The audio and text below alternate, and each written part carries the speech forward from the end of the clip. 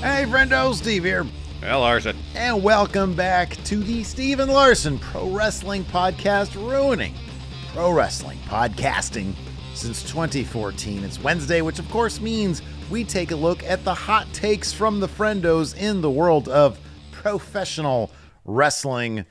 We got Saturday night's main event coming up this weekend. Could be a lot of stuff that happens there. Could be a whole lot of nothing that happens there. I don't know. We're gonna find out on Saturday. Still undecided whether or not we're gonna do a live watch along, but we will definitely be doing a live review right afterwards. That's in stone, unless something, I don't know, horrible happens. Unless I get stabbed. Oh, anyways, wow. Yeah, but even maybe that won't stop me, Larson. Knife still in gut. Yes, yeah. You bloodletted me. And you will not be deterred. No. So anyways, let's go ahead and dive in. What was the first hot take today? First hot take is from Die Hard Homer. Die Hard Homer says, Cody should not be the one to beat Cena. He has the feather in his cap of beating Roman.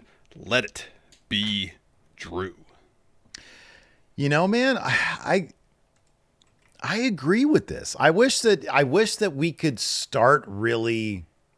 How do I put this? I wish that they would deviate from the tried and true sometimes. You know, is it best for business for Cody to beat Cena? Does it make the most sense?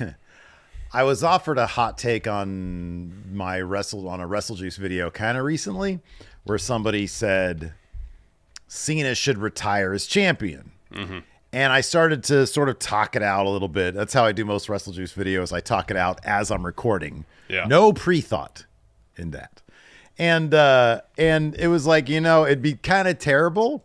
But also, what if John Cena beats Cody and he leaves as champion, but not before a face turn. But as face, he stays champion. And in the end, he just says, hey, Cody, the real championship is the journey. Or something really stupid. And he ends up leaving. And that in itself is Cody's new story, coming to grips with the fact that he couldn't get the job done in the end and rescue WWE from John Cena leaving. I'm not saying that I'm advocating for that.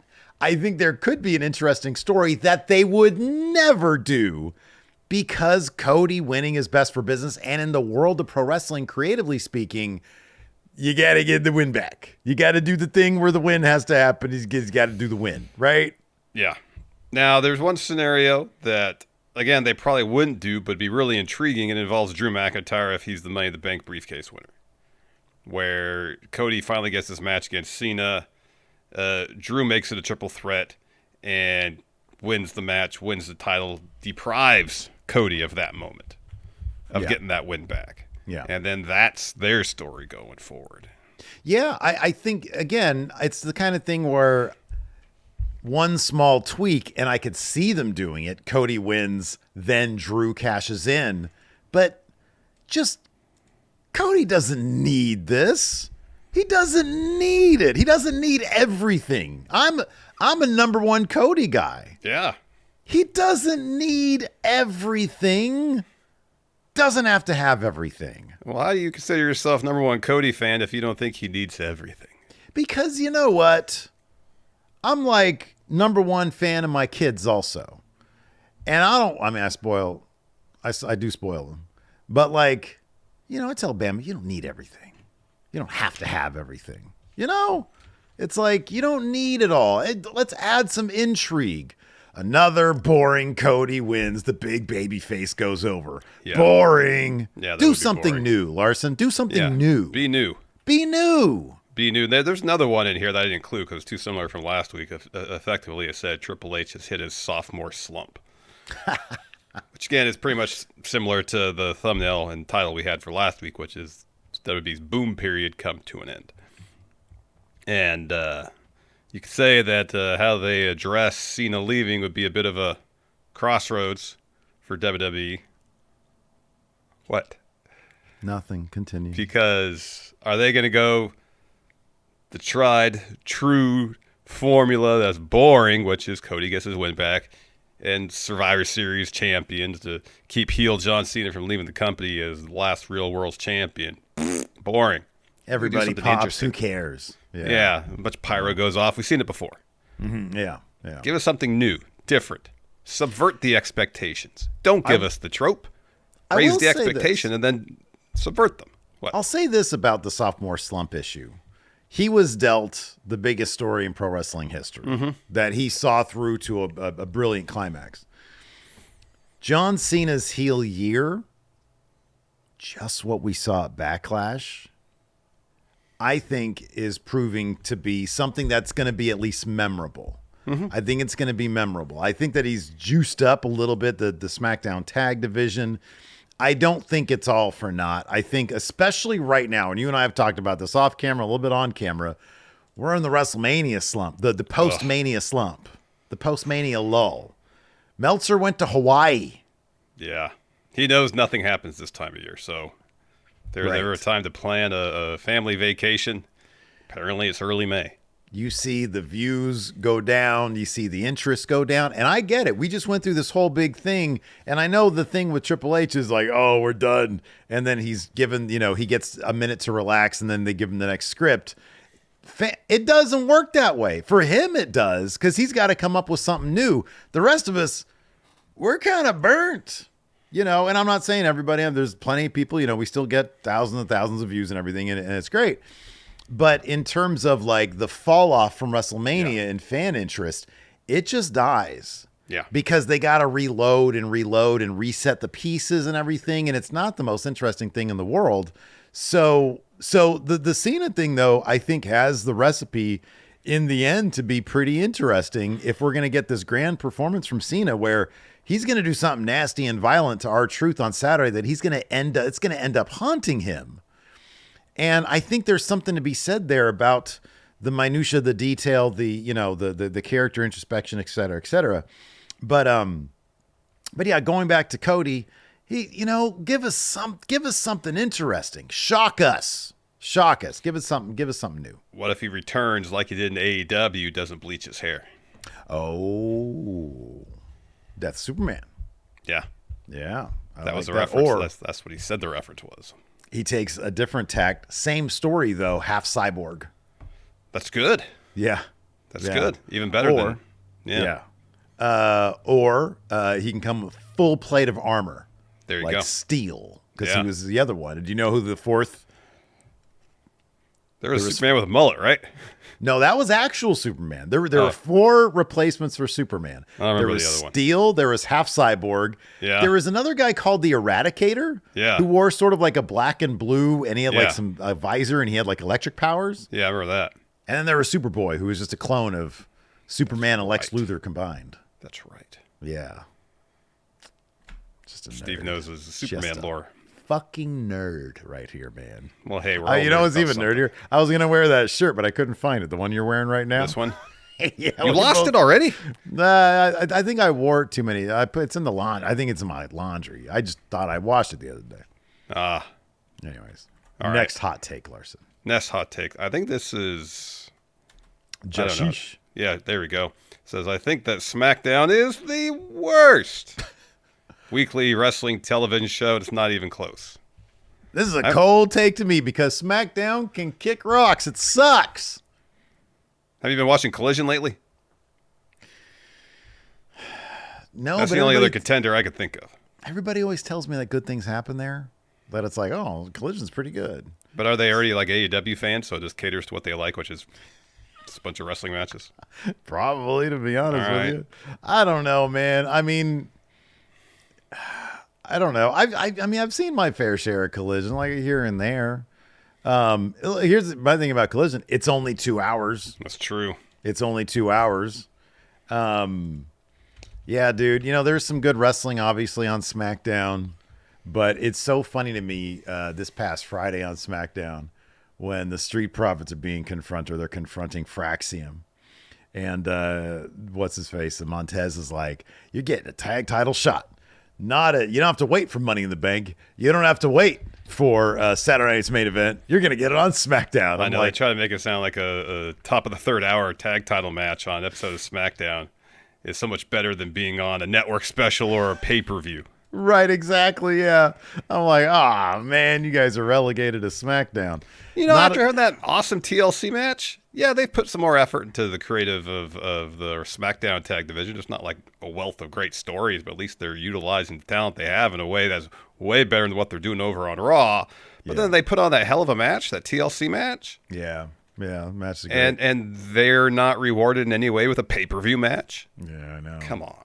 Yeah, come on. Street Profits versus Fraxium at Money in the Bank would tear the house down. Yeah, I agree. I think that they definitely should. But yeah, it does kind of feel like they're waiting for them to return to 2 hours to really kick things into gear. Or maybe Road Dogg just sucks. Wasn't he made like head writer of SmackDown in the not too distant past? I think it was pretty recently. Yeah. Maybe the guy just sucks. Maybe he's only like capable of writing a 2-hour show like decently, but then the extra third hour he's Triple H is like, well, you took the job. Oh, you didn't know? It's a 3-hour show. You didn't know? Yeah. He's like, oh man, Hunter, I gotta book a third hour now. Yeah, that's right. Maybe he only really wants to do the 2 hour because he's getting that down really good before it moves back to 2 hour. And then he like hires someone else to do the third hour.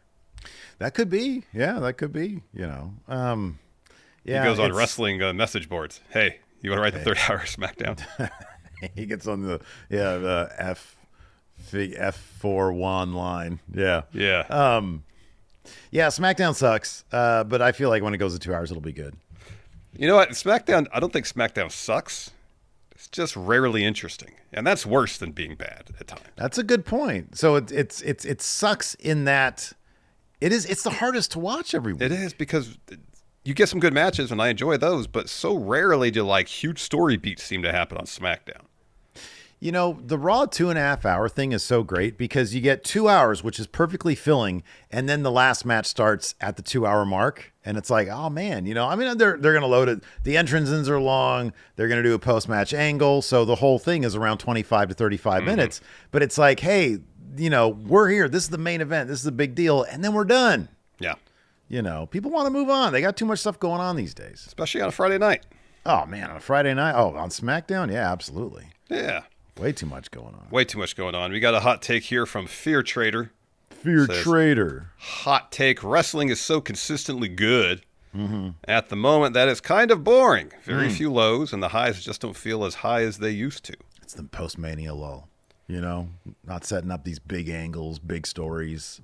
The world title scene on Raw is actually pretty intriguing. I thought there's some pretty cool stuff going on there. A lot of good mix of characters. In terms of like the wrestling these days is as good as it's ever been. Like the actual wrestling. Like you look at Raw, boy, a lot of really good matches. On SmackDown, there's always a lot of good matches. But you sit there thinking, why do I care? What's the story here? Yeah. And I guess it's partially that if you're not invested in the outcomes of matches because the story is either non-existent or kind of meh. There's also, if you think back to NXT, like maybe 2017, 2018, maybe even 2019, where even on TV, you're going to get, especially in this hour-long show, 3 really good matches and not a whole lot of story development. Yeah. There's a certain monotony to it. Yeah. Where there's not enough variety in terms of the match types, character types, whatever the case may be. It's all good and it's entertaining to a degree, but you can't really get fully invested in it because it's just kind of monotonous week after week after week. And that's one thing I feel like Triple H has kind of brought over since he's taken over, is everything is very consistent. Yeah. For the most part. We haven't had a super dog shit embarrassing segments that I can think of. True. Yeah. On main roster TV, which is a huge plus because that happened way too often. Yeah. But especially post-Bloodline, how many like truly huge, holy shit moments have we had on TV? Yeah. Yeah, not like not Cena's heel turn was on the pay-per-view. Like a lot of moments happen on pay-per-view. Or even like when Kevin Owens laid out Cody with the package pile driver. Never thought I'd see a package pile driver in WWE. Happened after the show ended. Yeah, right. Yeah, I had to go to socials for that. Yeah, no, I mean that's a good point. We need more big angles. We need a return to what's going to happen next. What's going to happen next? That's what we need to return to. And I feel like we need more comedy matches. I like comedy matches like what we saw with Sheamus and Waller, Yeah. which was a comedy of violence. Yeah. That was great. That was awesome. That was a bizarrely unique situation where it's like, man, I didn't expect to be this entertained by this. Yeah. Yeah, that was good. It's good. Anyways, we got us a couple sponsors for the show today, Larson. Let's go ahead and talk about them. Let's do it. Let's take a quick break, get a word from our sponsor, Mint Mobile. Summer is right around the corner. The folks at Mint Mobile have a hot take of their own. In fact, a take as hot as the summer sun. Getting that summer bod is out. Getting your savings bod is in. I love it. And this spring and summer is all about skimpy wireless bills and fat wallets. And you can have both without breaking a sweat or the bank with premium wireless plans from Mint Mobile for just $15 a month. With Mint Mobile, you can say no way to all those outrageous monthly bills and unexpected overages. All Mint Mobile plans come with high-speed data and unlimited talk and text, all on the nation's largest 5G network. Also, you can bring your own phone and keep your current phone number and all your existing contacts. So ditch overpriced wireless and get 3 months of premium wireless service from Mint Mobile for $15 a month. This year, skip breaking a sweat and break at the bank. Get your summer savings and shop premium wireless plans at mintmobile.com/raw. That's mintmobile.com/raw. Upfront payment of $45 for 3-month 5GB plan required, equivalent to $15 a month. New customer offer for first 3 months only. Then full price plan options available. Taxes and fees are extra. See Mint Mobile for details. And let's get a word from our sponsor, Tempo. Steve. Yes. You and I may know a thing or two about wrestling, but what we really know is fast food. Ooh, yeah. Yeah, thing is, though, when I generally think of fast food, I think of like a lump of greasy meat product that I usually feel like I'm in a position that I have to get because maybe I'm short on time, schedule is tight, whatever the case may be. Ah, man, I used to think the same thing, man, until I discovered Tempo.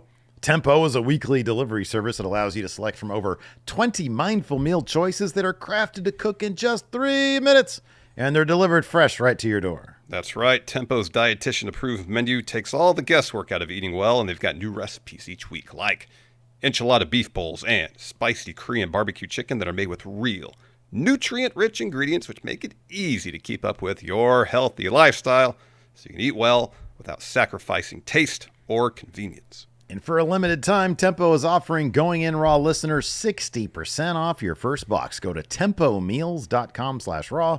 That's tempomeals.com/raw for 60% off your first box. tempomeals.com/raw. Rules and restrictions may apply. All right, man, let's keep this hot take train rolling. Oh, man, the lull is really.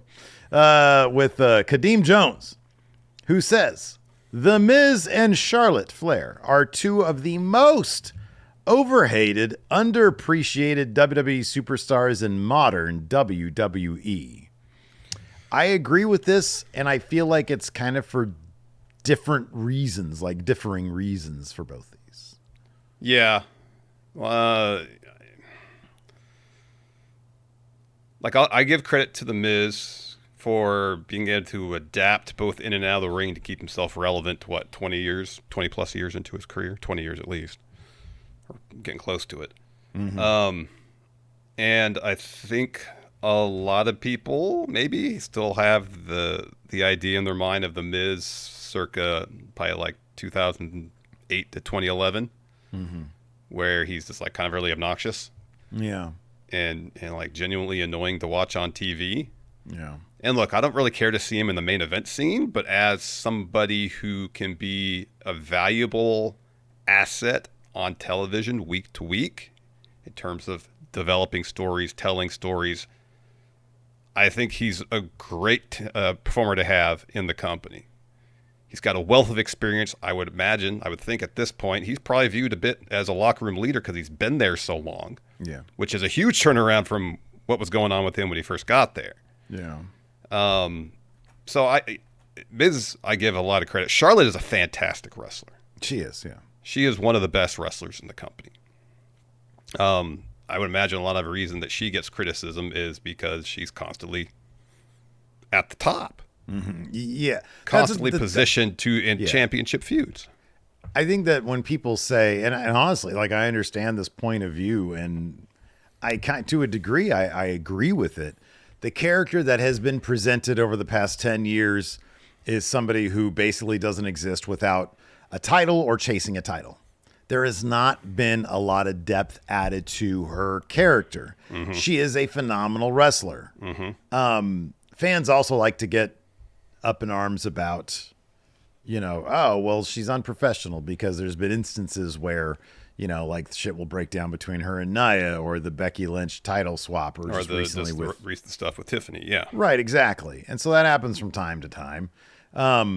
They don't often give the same energy when the dudes do it, but that is what it is. That's just how some people are. So I really like Charlotte. I think Charlotte really, hopefully they give her something to do in terms of being like a character and give her an actual story, because I think she desperately needs that to stay kind of relevant. Like they've done that with Becky now that Becky's back.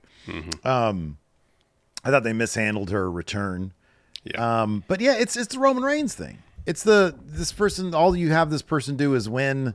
And there's nothing terribly interesting about that. And so they, be rude about it. Getting back to the Miz, man, I got to ask myself, here's the thing about Charlotte. If Charlotte retired tomorrow, I'd miss her.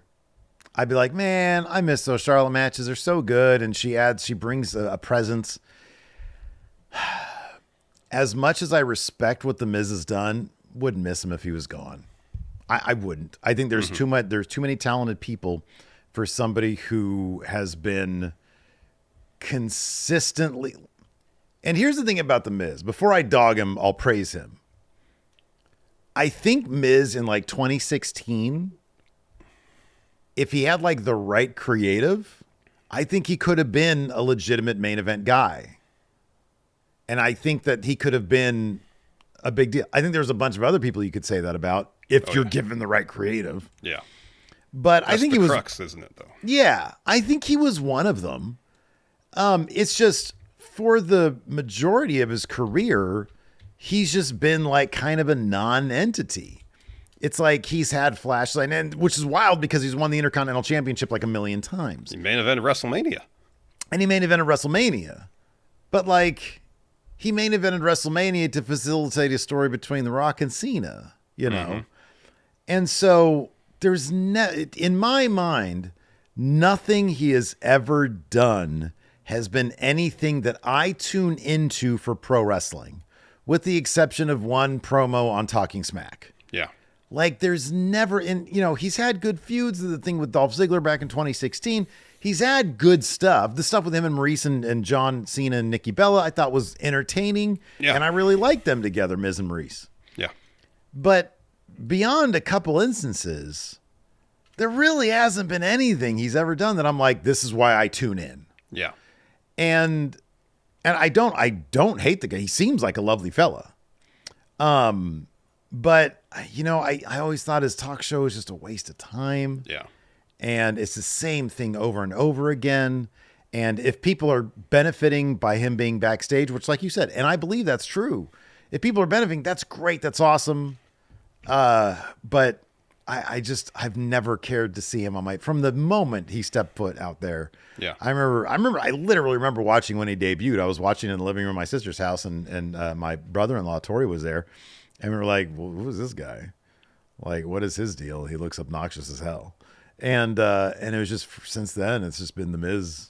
Yeah. He hasn't really changed all that much. No, not really. Not really. So. Not a ton. Not a ton. Hot take here from Lord Blake Whitehouse. Says, great segments like the trial of Sami Zayn are more important in pro wrestling than great wrestling matches. Hard agree. It's because it's the story. When we talk about the trial of Sami Zayn, we're talking about peak storytelling when it comes to the dynamics between the characters. And the matches will always be there. The matches this isn't saying they should do only that. It's when you think of when AEW is just throwing a bunch of bullshit together. Hey, that's cool. Those are good moves. I like that, but there's no story there. The trial of Sami Zayn was peak storytelling. So in my opinion, yes, you need the stories to facilitate the matches, and then you give a shit about the matches. So yeah, I agree with this. I don't disagree with it either. I was trying to think of an instance where mean, obviously, matches, for some people, they enjoy the art of pro wrestling and will be perfectly content to watch a really well-executed wrestling match, whether it has a story involved or not. And that's fine. In a vacuum, the same could be said about you and I, but on a week-to-week basis. Then where do you go? So I was just trying to think of an instance where either the storytelling in the match itself was kind of the pinnacle of the narrative they were trying to tell, or even in the Bloodline thing. If you kind of think of, at least for Sami Zayn's time in the Bloodline, if I asked you to name one segment that stands out above all the others, which one would you probably say? I mean, probably this one, or like the post-Rumble thing where he turned on That's Roman. what I was thinking, the post-Rumble one, which isn't necessarily a match, but it's within the context of a match. You know what I mean? Because it directly followed the match. Yeah, absolutely. But that's all informed by story. Yeah. So if you want to have an emotional attachment to the outcomes of these matches, you need to be telling a story. And therefore, I guess it's all part of one recipe. Yeah, you need the right ratio of ingredients. And you can't take one out and expect it to taste as good, you know? Right, sure. Yeah. What would, let's say, what's a dish with a variety of ingredients that you appreciate? Potato salad. Potato salad. What's pro wrestling? It's the potatoes. It's potatoes. Yeah. I'm sorry. The match. I'm sorry. I meant the matches. The matches of the potato, right? It's the substance. Yeah. It's the stuff that takes up most of what's in that bowl. Right. But man, seasoning. Oh, that paprika you put in the top of it, or the pickles, or whatever you put in there. The little chunks of egg white. Whatever it is. Yep. That's right, what actually combo of mayo and kicks those potatoes, which by themselves, kind of bland. Or you can have potatoes, and I'll be happy with potatoes. Just plain potato? But man, yeah, sure. Well, I need some. I at least got some butter on it. Yeah. But yeah, man, it's the, what makes me look forward to it is like, oh, what's this going to taste like? Yeah, exactly. There you go. Exactly. Let's see here. Next up, Tia Kater says the Firefly Funhouse match was bad. It is not a deep character study. It's poorly acted, poorly written, goofy multiverse skit. No disrespect to Bray and John. That sounds like some disrespect to Bray and John. He says they're great, or they say they're great. I'm just shocked that you're such fans of it when the Boneyard match was clearly superior. Larson, I say this tongue firmly in cheek, and I mean no offense, but those who consider the Boneyard match to be the superior cinematic of that WrestleMania are simple. That's one-dimensional thinking right there. The Boneyard match is just a silly Walker Texas Ranger cutscene. Yeah, that's all it is. It is. It's a poorly executed stunt fight scene from a low-budget movie. That's how can anybody consider that anything beyond that? It's fun because it's got the Good Brothers and Undertaker and AJ Styles. Listen, it's not without its charm. It's fine, but it's pretty obvious this was brainstormed, scripted, and then shot probably within the span of 36 hours. I'm shocked that you went the extra 12 because I'd have said 24 max. And to their credit, they probably did the best they could under those circumstances. Sure. And like I said, it has its charm. It's too long. I can go into a lot of other reasons why I don't think it's as good as a Firefly Funhouse match. For me, a Firefly Funhouse match is a celebration and a critique of pro wrestling. It's a deconstruction. And that's why I love it, because it goes into character tropes and other tropes of pro wrestling, and like the mythology of John Cena. And it does it in a really creative and wildly entertaining way. Like when you say it's not a deep character study, it's not a Cassavetes film. It's not supposed to be. That being said, it is a unique, interesting, and very clever deconstruction of John Cena's career, which in itself is an incredibly interesting career that he's had. Yeah. So yeah, no, hard again. They just did this at the warehouse. They did what they could. This was a ballsy. It's shocking that Vince let this through. I know. It still boggles my mind that he let these guys, and John wrote most of it. Yep. Which was mind-boggling to me as well. Yeah.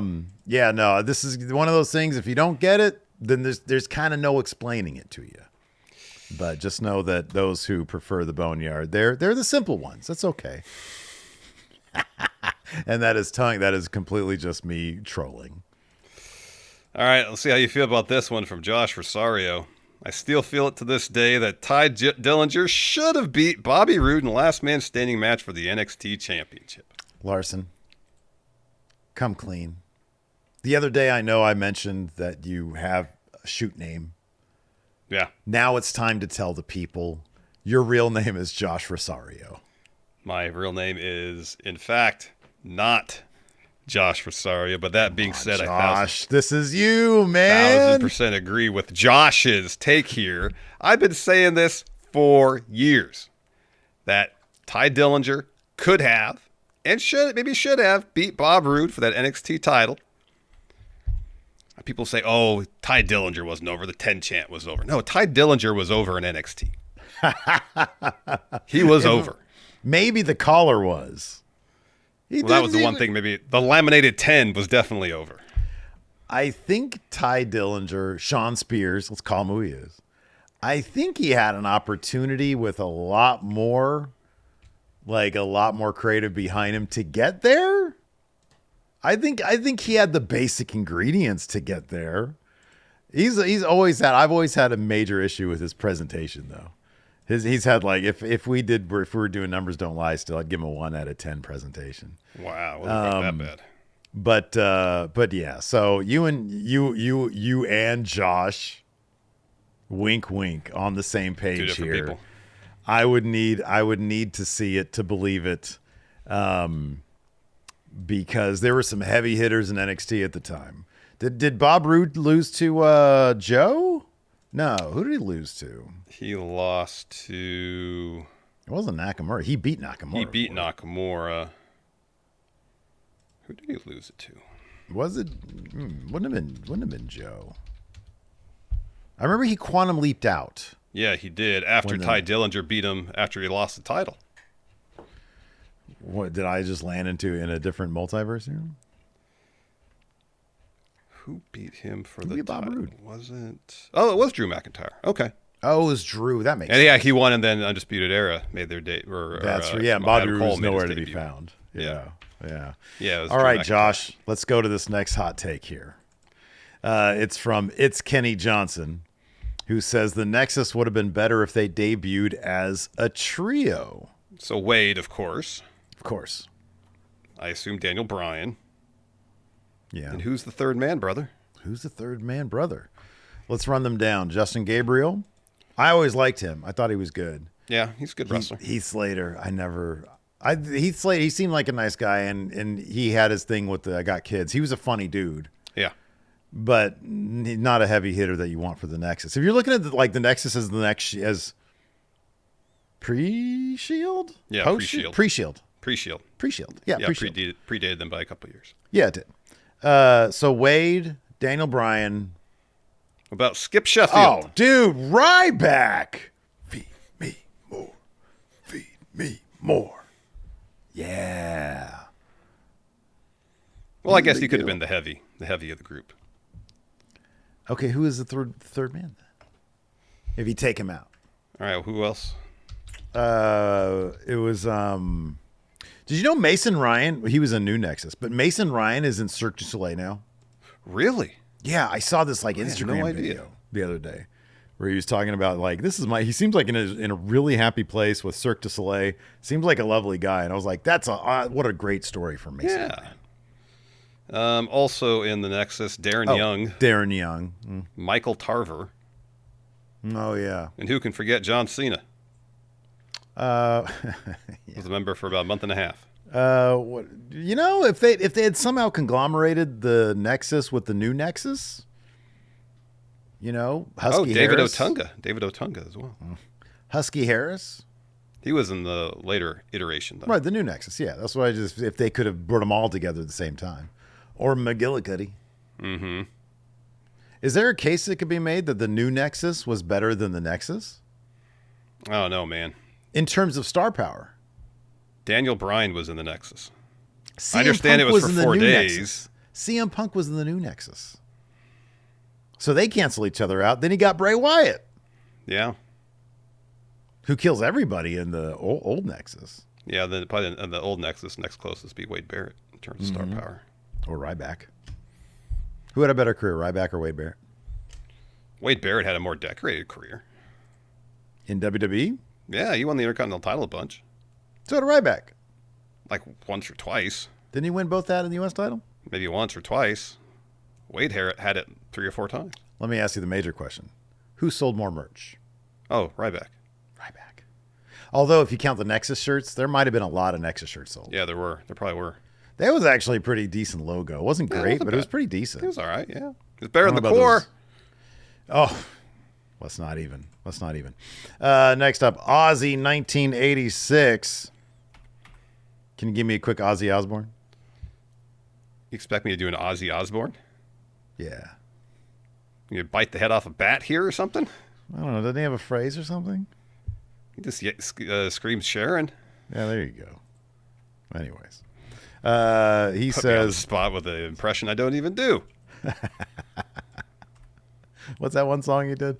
He says this, hot take / predict. What, did you put this on here, Josh, just to troll me? Steve will. Who are you calling Josh? My name's not Josh. You are Josh Rosario. I am not. Steve and Josh's Pro Wrestling Podcast. Ozzy says, hot take / prediction. Steve will win a predictions challenge by the end of the year. Not going to happen, man. I want to put this out them. in the universe so it happens. Stop. It manifests. Stop. Why You're do you not want going me to to stop? manifest it. I am rooting for you to win predictions. No, you're not. You I don't root for am. me to do anything Look, good. I've won. I want you to feel the Yeah, thrill. well, okay. You just are putting this out there to like contrast and compare the fact that you've won and I haven't. You're good at predictions. What more do you want me to say? I've said this a million times. Feel like you're just, you know I what want you're you doing? to be good at predictions. You know what you're doing? What? You're sticking it to me, Josh. No, I'm not. And I My don't name's not appreciate Josh. it. You're sticking it to me. You Not are sticking it to Josh you. Rosario. I am not Josh Rosario. Victimizer has a hot take here. And Vic says, Steven Larson doing timed oh, that's right. Duh. We're in the self-indulgent part. Yeah. Steven Larson doing timed quizzes against each other is better than those retro Guess the Meltzer ratings. While I enjoy those, the quizzes just seem more fun. All right, so here's the deal with that, man. Listen, Vic. If you look at the numbers, although they're not like significantly different, some of those Guess the Meltzer retro reviews do pretty well. Yeah. The one worry that I have about the Friendo Club wrestling channel is that sometimes we go to like there's a lot of Meltzer on there. I know. And we don't want to go that well too much. We need to start like, we need to pump the brakes a little bit on the retro Meltzer. Yeah. But yeah, honestly, like here's the funny thing. We talked about this earlier. The WrestleMania lull, the post-Mania slump, right? It kind of affects us creatively as well. So it's like, dude, I'm sitting here during the day. I'm like, what the fuck am I going to do for Wrestle Juice? What the fuck am I going to do for Friendo Club? Like, honestly. So I do, there's a number of things that I've sort of thought of for Friendo Club, but yeah, once I just need to dial back a little bit before I dive into something. So yeah. I definitely had a case of feeling a bit burnt out post-Mania because like preceding Mania I was sick for a while and then getting through that stretch and then we made a lot of content we did. for leading up to wrestling, like between Rumble and Mania. Yeah. And then and so it's like, as content creators, you have to sort of give yourself the permission to just dial back a little bit. Be like, look, the May revenue is not going to be great. You're not going to match the April revenue. Just got to take it on the chin. Yeah. You just got to take it on the chin. Maybe just chill out, play some Rocket League, do a rewatch of Andor. That's what I'm doing right now. I've been making good progress on my new comic book. Hey. That's been a good way to sort of. Hey. There we go. Dial You're channeling away your from- productivity in a different. I know, I'm trying direction. to. And the great thing is, like, I have kind of like an itch for it, like during the day when I'm like, man, I really want to get back to that. So I'm like really feeling it. So I'm trying to like refocus elsewhere. But yeah, man, it's real. It is real. All right, you ready for the grunge part of this? Yeah, let's do it. All right, Mataverse. Sorry, Matnoverse says here Alice in Chains is the best and most consistently great grunge band. So obviously best is a subjective thing. Yes. Consistently great. Again, that's also subjective. It is. It is. I mean, I so often when we are talking about this stuff, or I think like last week or 2 weeks ago, I think last week, I brought up, what are the three major releases in each of the big four's career, and going from Nirvana, because I know they had the Unplugged thing, and which was fucking awesome. Well, they had the compilation of they had the compilation as well. Incesticide, they had that. But like in terms of shit, what was the one before? Never mind. Bleach. I always want to call it Breed, but that was on Nevermind. That was a song, yeah. Bleach, Nevermind, and In Utero. Pearl Jam, of course, had 10 verses, and I guess you can consider Vitalogy. Yeah, that was Vitalogy. like their third one. Yeah. And then Soundgarden had their three major ones. They had stuff before, I know, and they had one you after. Talk about like Bad 10 years Motorfinger, later. Super Unknown, and Down on the Upside. Right, exactly. So Alice in Chains, they had Facelift, Dirt, Jar of Flies. There was another EP between Facelift and Dirt. Oh, what was it? Oh, what's it called? Sap. Oh, really? Yeah. Was it like a proper studio? Yeah. What was Four on there? songs, What were the singles off there? I don't know if they had singles. That's the one where You Got Me Wrong is on. They got some radio play. Okay. All right. Oh, here we go. Sap. Oh, okay, yeah. So there's only 5 songs. Yeah. Okay, Jar I of got you. Jar of Flies only had 4 or 5 songs. Okay, I always get mixed up between EP and LP because extended and long, they mean the same thing. Yeah. But it's so, weird. Extended is shorter than a long play. I know, that's weird to me. So if you take that out, you put Jar of Flies in there, right? That's like the 3 major releases of you know. You don't put the album with the dog with 3 legs on that list? What's that one called? I don't know. I don't remember. Yeah, I don't know. But anyways, are any of them more consistently better than the others? I think they're all pretty fantastic. I don't know that. What's the basis for this? Yeah, you need criteria. You got to give us a little bit more. Like, well, the Mooches here. The Mooches with a hot take says Super Unknown was the last grunge album.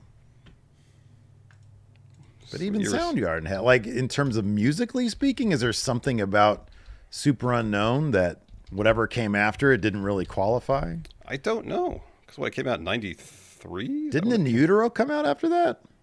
Are we not considering In Utero a grunge album? I mean, I'd argue that In Utero sounds more like a grunge album would... You'd think a grunge album would sound than...